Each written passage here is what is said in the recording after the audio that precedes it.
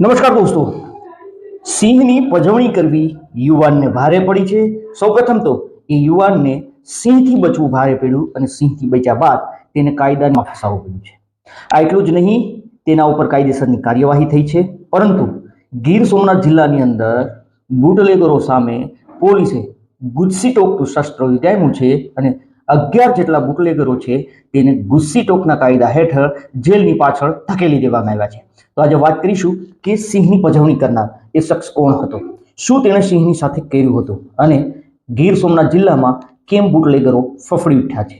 આ તમામ મુદ્દે વાત કરીએ, વિડીયોની શરૂઆત કરીએ। નમસ્કાર દોસ્તો, હું છું દિલીપ મોરી અને આપ જોઈ રહ્યા છો નમસ્તે ગીર। હાલમાં જ સોશિયલ મીડિયાની અંદર એક વિડીયો છે જે આગની જેમ વાયરલ થઈ રહ્યો હતો। જાણવા મળ્યું કે આ વિડીયો 5-7 દિવસ પહેલાનો હતો અને એક યુવાન છે, સિંહે મારણ કર્યું હતું એક વિસ્તારની અંદર, રેવન્યુ વિસ્તારમાં, સીમ વિસ્તારની અંદર, અને ત્યાં એ પોતાનો શિકાર છે તેની મેજબાની માણી રહ્યો હતો। આ સમયે અમુક લોકો આવે છે, પરંતુ એક યુવાન પણ ત્યાં પહોંચે છે અને એ બિલકુલ સિંહની ખૂબ નજીક જાય છે। સિંહ છે તે છંછેડાય છે, પોતાનું મારણ છે તે ત્યાં છોડીને આ યુવાનની પાછળ દોટ મૂકે છે। ત્યાં ચીસ પાડવામાં આવે છે, તરાડ પાડવામાં આવે છે અને સિંહ છે તે પાછી પાની કરીને પોતાના શિકારને ત્યાં જતો રહે છે। આ યુવાન પાછો આવે છે અને આ વિડીયો છે તે સોશિયલ મીડિયાની અંદર આગની જેમ વાયરલ થયો હતો, પરંતુ વન વિભાગ છે તે ત્યાં સુધી આ વિડીયો પહોંચ્યો અને તેણે આ યુવાનની શોધખોળ શરૂ કરી હતી।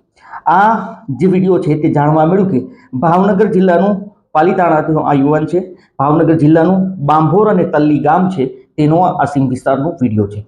5-6 દિવસ પહેલાનો આ વિડીયો છે અને એ વિડીયો છે તે જે સિંહની નજીક જાય છે તે યુવાનનું નામ છે ગૌતમ શિયાળ।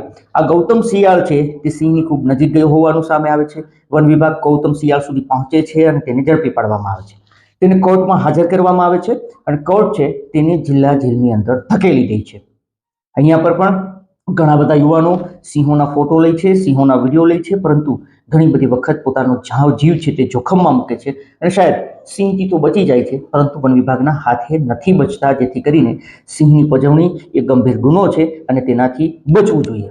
દોસ્તો, ગીર સોમનાથ જિલ્લામાં બુટલેગરો સામે ગીર સોમનાથ જિલ્લા પોલીસ વડાએ કડક અને સખતમાં સખત કાર્યવાહી છે તે શરૂ કરી છે।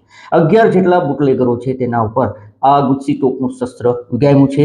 મુખ્ય ગેંગ લીડર છે તે રસિક ઝીણા બામણિયા નામનો વ્યક્તિ છે, જે લગભગ ઉના પંથકમાં તેને સૌ કોઈ લોકો જાણે છે, કારણ કે રસિક છે તે ખૂબ મોટો બુટલેગર હોવાનું અત્યાર સુધી તો મનાતું હતું। તેના ઉપર 25 જેટલા ગુનાઓ છે તે અત્યાર સુધીમાં દાખલ થઈ ચૂક્યા હતા।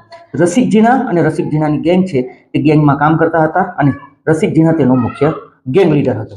રસિક ઝીણા છે તે પણ દારૂ ગુજરાતની અંદર, ગીર સોમનાથની અંદર ઘુસાડતો હોવાની પોલીસને ફરિયાદો મળી હતી। રસિક ઝીણા અને તેની ગેંગના અન્ય 11 સદસ્યો છે તેની સામે ગીર સોમનાથ જિલ્લા પોલીસ વડાએ ગુસ્સી ટોકનું શસ્ત્ર છે તે ઉગામ્યું છે અને તમામને પકડી લેવામાં આવ્યા છે, જોકે અમુક લોકો ફરાર હોવાનું મનાઈ રહ્યું છે। આ રસિક ઝીણા સામે 25 ગુનાઓ છે, પરંતુ તેની આખી ગેંગ છે તેણે છેલ્લા એક દાયકાની અંદર 111 ગુનાઓને અંજામ આપ્યું છે। રસિક ઝીણાની સિવાય નીતિન ઉર્ફે એન્ટી તુલસી મેર નામનો વ્યક્તિ છે તેની વિરુદ્ધ પણ 13 જેટલા ગુના નોંધાઈ ચૂક્યા છે। ભગુ ઉકા જાદવ જેના સામે 15 ગુનાઓ છે, યોગેશ કરણા રાઠોડ જેની સામે 12 જેટલા ગુનાઓ નોંધાઈ ચૂક્યા છે, જાવીદ ઉર્ફે જોન હબીબ શેખ જેના ઉપર 12 ગુનાઓ નોંધાઈ ચૂક્યા છે, અને અરવિંદ બાબુ રામોલિયા કરીને છે જેના ઉપર 3 ગુના નોંધાઈ ચૂક્યા છે। પરંતુ આજે અરવિંદ બાબુ રામોલિયા છે તેવું પણ જાણવા મળે છે કે તલાલા તાલુકાના ઠાઠાર ગામના છે અને તે ભૂતકાળની અંદર આ ગામના સરપંચ હતા અને તે ભૂતકાળમાં દારૂમાં મોટા પ્રમાણમાં દારૂ છે તેનો પકડાયો હતો, તેનું નામ ખુલ્યું હતું અને તેના સામે હવે પોલીસે ગુસ્સી ટોકની કલમ છે તે ઉગામી છે। ઉનાના મોટાભાગના બુટલેગરો છે। આ સિવાય દીવનો એક ધર્મેન્દ્ર નામનો શખ્સ છે તેના સામે પણ અનેક ગુનાઓ નોંધાઈ ચૂક્યા છે અને તેના સામે પણ પોલીસે ગુસ્સી ટોકની કલમ છે તે તેના ઉપર પણ લગાવી છે। હાલ તો બુટલેગરોની અંદર ખૂબ મોટો ફફડાટ ફેલાયો છે, કારણ કે અત્યાર સુધી ગુજરાતની અંદર દારૂ ઘુસાડવામાં આવતો હતો, પરંતુ આ લોકો જામીન ઉપર મુક્ત થઈ જતા હતા, એન કેન પ્રકારે છૂટી જતા હતા અને ફરી દારૂના ધંધા સાથે સંકળાઈ જતા હતા।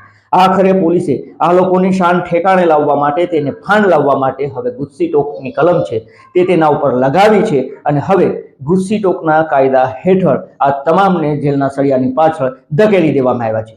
દોસ્તો, આપ તમામનું આ મુદ્દે શું કહેવું છે, શું માનવું છે, આપ જરૂરથી કમેન્ટ કરીને જણાવજો. આવા જ અવનવા ન્યૂઝ અને વિડીયો માટે આપ અમારી યુટ્યુબ ચેનલ નમસ્તે ગીતને સબસ્ક્રાઇબ કરો. અગર આપ આ વિડીયો ફેસબુક અથવા તો ઇન્સ્ટાગ્રામ પર જોતા હોય તો ફોલો કરો.